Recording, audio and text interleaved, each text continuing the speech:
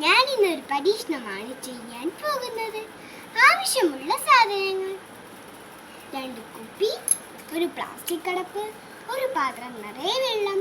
നമുക്ക് ഈ വെള്ളത്തിലേക്ക് പ്ലാസ്റ്റിക് അടപ്പിടാം.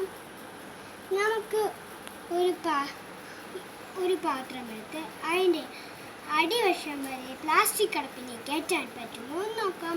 നമുക്ക് മെല്ലെ മെല്ലെ താഴ്ത്താം. അയ്യോ, പ്ലാസ്റ്റിക് അടപ്പൊന്നും കയറുന്നില്ല. അതുമാത്രമല്ല, ഗ്ലാസ് താഴ്ത്തുമ്പോൾ പ്ലാസ്റ്റിക് അടപ്പ് താഴ്ന്നും വരുന്നു. നമുക്കിനി വേറൊരു കുപ്പി എടുത്ത് താഴ്ത്തി നോക്കാം. ഇതിൻ്റെ അടിവശം വരെ പ്ലാസ്റ്റിക് അടപ്പിനെ കയറ്റാൻ പറ്റുമോ നോക്കാം. നമുക്ക് നേരത്തെ പോലെ മെല്ലെ മെല്ലെ താഴ്ത്താം.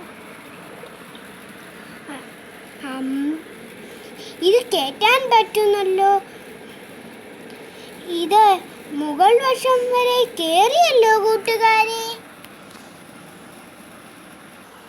എന്തുകൊണ്ടാ കൂട്ടുകാരെ ആദ്യം നമ്മൾ ഗ്ലാസ് കമത്തിയപ്പോൾ അത് ഈ പ്ലാസ്റ്റിക് അടപ്പിനെ അതിന് കയറ്റാൻ പറ്റാത്തത്?